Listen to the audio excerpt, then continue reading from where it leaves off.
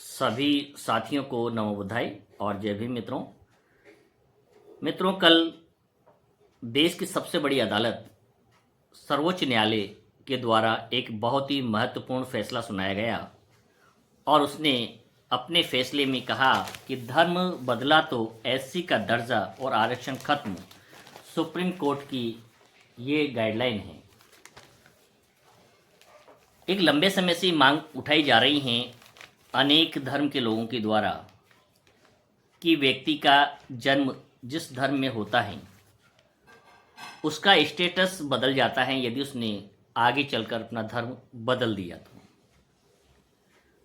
सामान्य रूप से बात की जाती है कि यदि कोई एससी एसटी का व्यक्ति बौद्ध धर्म ग्रहण कर लेता है, ईसाई धर्म ग्रहण कर लेता है, या जैन बन जाता है या ईसाई बन जाता है, तो क्या उन्हें पूर्व के एससी का जो लाभ मिल रहा है, एसटी का जो लाभ मिल रहा है, वो एज इट इज़ मिलता रहेगा या नहीं मिलेगा? बहस इस बात को लेकर है। तो कल सुप्रीम कोर्ट ने स्पष्ट रूप से आदेश दे दिया है, अपनी गाइडलाइन जारी कर दी है, जिसमें ये कहा गया है, आज सभी न्यूज़पेपर की ये हेडलाइन है कि धर्म बदला तो एससी का दर्जा और आरक्षण खत्म होगा, सुप्रीम कोर्ट ने कहा है।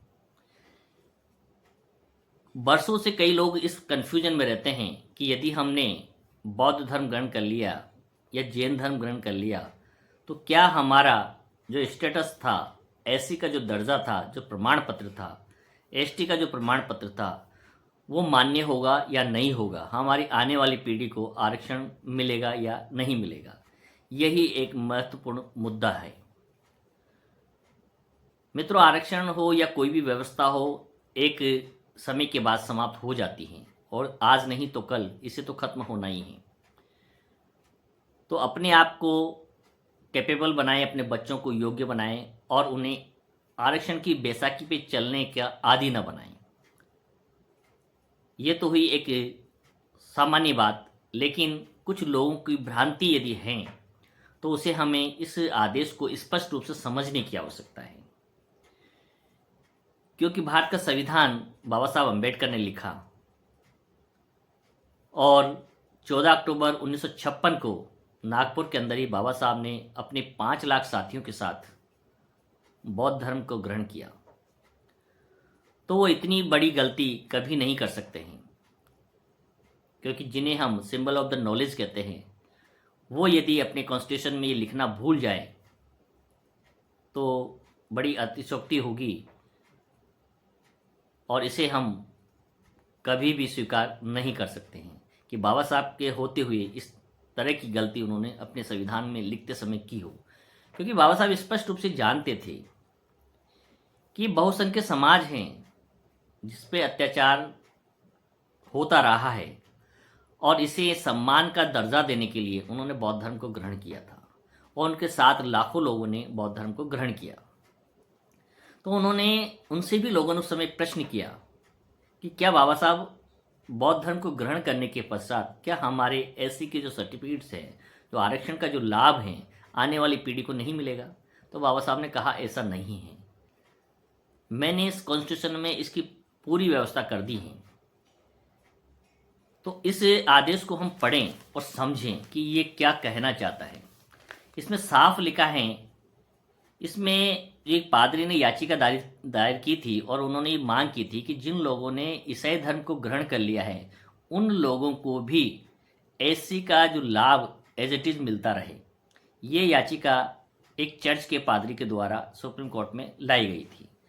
तो इस याचिका को खारिज करते हुए सुप्रीम कोर्ट ने, पहले हाई कोर्ट ने भी इसको इनकार कर दिया था और अब सुप्रीम कोर्ट ने इस पर मोहर लगा दी है कि नहीं, यदि कोई व्यक्ति ईसाई धर्म या मुस्लिम धर्म को ग्रहण कर लेता है तो ऐसे लोगों को एससी और एसटी का आरक्षण का जो लाभ नहीं दिया जा सकता है। यदि कोई व्यक्ति ईसाई धर्म का अनुकरण करता है, उनकी नियमावलियों का अनुसरण करता है, चर्च को जाता है या कानूनी रूप से ईसाई धर्म ग्रहण कर लेता है या मुस्लिम धर्म ग्रहण कर लेता है, तो उनकी सदस्यता, उनके जो प्रमाण पत्र की वैधता है जो समाप्त मानी जाएगी और उन्हें किसी भी सूरत में आरक्षण का लाभ जो पूर्व में वो ले रहे थे आने वाली पीढ़ी को, और उन्हें नहीं दिया जाना चाहिए। ये बात सुप्रीम कोर्ट ने इस आदेश के अंदर स्पष्ट रूप से कही है। हम इसमें मुख्य बिंदु है जिसे समझने का प्रयास करेंगे।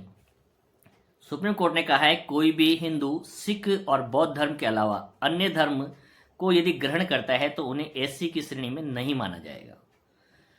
इसका बेसिक कंसेप्ट यही है कि बौद्ध धर्म को और जैन धर्म को भारत का मूल धर्म कहा गया है, क्योंकि इन दोनों धर्मों की उत्पत्ति भारत के अंदर हुई और ये पुरातत्व विभाग सिद्ध कर चुका है कि बुद्ध के अवशेष, बुद्ध के जो शिलालेख जो भारत में पाए गए हैं, उनके आधार पर स्पष्ट हो चुका है कि बौद्ध धर्म भारत का मूल धर्म है और भारत के जो लोग हैं सदियों पहले बुद्धिस्ट रहे होंगे।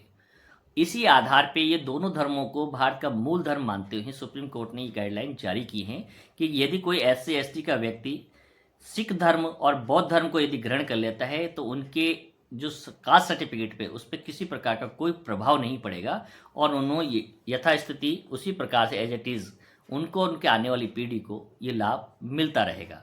तो इस बात से जो लोग भयभीत होते हैं, डरे हुए होते हैं, स्पष्ट जवाब नहीं दे पाते हैं कि वो बुद्धिस्ट होने पर भी एससी का लाभ ले सकते हैं या नहीं ले सकते हैं, एसटी का लाभ ले सकते हैं या नहीं ले सकते हैं, तो उनके लिए बिल्कुल क्लियर इंस्ट्रक्शन है, क्लेरिफिकेशन है सुप्रीम कोर्ट का कि कोई भी व्यक्ति भारत के अंदर जन्म जिसका हुआ है वो बौद्ध धर्म या जैन धर्म को अपना लेता है तो किसी भी स्थिति में उनके कास्ट सर्टिफिकेट में कोई परिवर्तन नहीं होगा और वो लाभ उन्हें एज इट इज मिलता रहेगा। इस प्रकार का गजट नोटिफिकेशन 1950 में केंद्र सरकार के द्वारा जारी किया गया था और 1990 में भी इस प्रकार का एक सुप्रीम कोर्ट में केस आया। तो अटल बिहारी वाजपेयी जो प्रधानमंत्री थे 91 के अंदर इस प्रकार का गजट नोटिफिकेशन निकाला गया है, आप इसको स्क्रीन पर देख सकते हैं। तो इसमें साफ कहा गया था कि ऐसा कोई व्यक्ति जो पहले हिंदू हैं और उसने बाद में बौद्ध धर्म को ग्रहण कर लिया है तो उसके कास्ट सर्टिफिकेट में किसी प्रकार का कोई अंतर नहीं आएगा, उसे एज इट इज उसी प्रकार से रिजर्वेशन दिया जाएगा। हम इसको आदेश को पढ़ने का प्रयास करेंगे। इसमें साफ लिखा गया है सुप्रीम कोर्ट ने धर्मांतरण और अनुसूचित जाति एससी के दर्जे को लेकर एक व्यापक प्रभाव वाला फैसला सुनाया है। जस्टिस प्रशांत कुमार मिश्रा, जस्टिस मनमोहन की पीठ ने स्पष्ट रूप से कहा है यदि कोई व्यक्ति हिंदू, बौद्ध या सिख धर्म को छोड़कर अन्य धर्म को अपनाता है, अर्थात विदेशी धर्म को, जिसमें ईसाई और मुस्लिम धर्म को गिना गया है। सिख धर्म की भी उत्पत्ति भारत के अंदर बताई गई है। तो तीनों धर्मों की उत्पत्ति बौद्ध, सिख और आपका जैन धर्म भारतीय होने के कारण इन्हों को यदि कोई अपनाता है तो उनके कास्ट सर्टिफिकेट में किसी प्रकार का कोई परिवर्तन नहीं माना जाएगा और उन्हें एज इट इज वो लाभ मिलता रहेगा। ये सुप्रीम कोर्ट का और संविधान की गाइडलाइन की स्पष्ट रूप से है। उन्होंने साफ कहा है कि कोई भी सिख धर्म, हिंदू, बौद्ध या सिख धर्म को छोड़कर अन्य धर्म जैसे कोई ईसाई, इस्लाम धर्म को अपनाता है तो वह अनुसूचित जाति का सदस्य नहीं रह जाएगा। कोर्ट ने कहा कि यह वैधानिक रोगपूर्ण है और इसमें किसी भी प्रकार का अपवाद की गुंजाइश नहीं है। धर्मनिरपेक्षता की जहां तक हम बात करते हैं तो 1976 के अंदर प्रस्तावना में संशोधन करके सबसे पहले धर्मनिरपेक्ष शब्द को जोड़ा गया था। इससे पहले 1976 से पहले कॉन्स्टिट्यूशन में धर्मनिरपेक्षता शब्द नहीं था। पंथ निरपेक्षता, धर्मनिरपेक्षता दोनों एक ही शब्द हैं और कॉन्स्टिट्यूशन फंडामेंटल राइट्स के अंदर अनुच्छेद 25 से लेकर 28 तक, 25 से लेकर 28 तक जो आर्टिकल है वो स्पष्ट रूप से प्रत्येक भारतीय नागरिक को इस बात का अधिकार देता है कि व्यक्ति का जन्म किसी भी धर्म में हुआ हो, लेकिन व्यक्ति को ये मौलिक अधिकार प्राप्त है कि वो जिस भी नए धर्म के अंदर अपनी रुचि रखता है या जिसे अपनाना चाहता है, जिसके प्रति उसका जुड़ाव है, उसे वो कभी भी अपना सकता है और कभी भी उस धर्म को छोड़कर पुनः दूसरे धर्म में भी वो प्रवेश कर सकता है। ये धार्मिक आज़ादी का अधिकार, मौलिक अधिकार जो है कॉन्स्टिट्यूशन ने दिया है, जो अनुच्छेद 25 से लेकर 28 तक स्पष्ट रूप से कॉन्स्टिट्यूशन के अंदर दिया हुआ है। इसी का क्लैरिफिकेशन सुप्रीम कोर्ट ने दोबारा यहाँ पर किया है। सुप्रीम कोर्ट ने आंध्र प्रदेश के हाई कोर्ट के उस फैसले को बरकरार रखा जिसमें पादरी द्वारा SC/ST अधिनियम के तहत दर्ज कराई गई FIR को रद्द कर दिया गया था। कोर्ट ने कहा था कि संविधान अनुसूचित जाति के 1950 के क्लोज नंबर 3 के तहत धर्मांतरण के साथ ही एससी का दर्जा तुरंत समाप्त हो जाता है। क्लोज नंबर 1950 का क्लोज नंबर 3 जो ये कहता है कि यदि कोई ने विदेशी धर्म को अपना लिया है, यदि ईसाई धर्म को अपना लिया है, तो उसका एससी का जो दर्जा है तुरंत प्रभाव से समाप्त मान लिया जाएगा। बचाव पक्ष के वकील ने नचिकेता जोशी ने कहा कि फैसला स्पष्ट करता है कि एससी एसटी एक्ट के तहत शिकायत केवल वही व्यक्ति दर्ज करा सकता है जो वास्तव में इस समुदाय से संबंधित हो या धर्म छोड़ने के बाद यह वैधानिक अधिकार खत्म उसका हो जाता है। किस कंडीशन में? जिस कंडीशन में उसने कोई विदेशी धर्म को अपना लिया हो, जिसमें ईसाई धर्म और मुस्लिम धर्म को इंगित किया गया है। यहाँ पर बौद्ध धर्म, जैन धर्म और सिख धर्म को छूट दी गई है। इसी का पुराना एक इन्होंने अपनी जानकारी में दिया है कि संविधान की ने कोर्ट के अंदर 1950 के इस आदेश में स्पष्ट रूप से कहा है कि हिंदू, सिख, बौद्ध ही अनुसूचित जाति की श्रेणी में आते हैं। अन्य धर्म अपनाने पर जन्म के आधार पर मिलने वाला ये दर्जा प्रभावी नहीं रहता है, संभव नहीं है।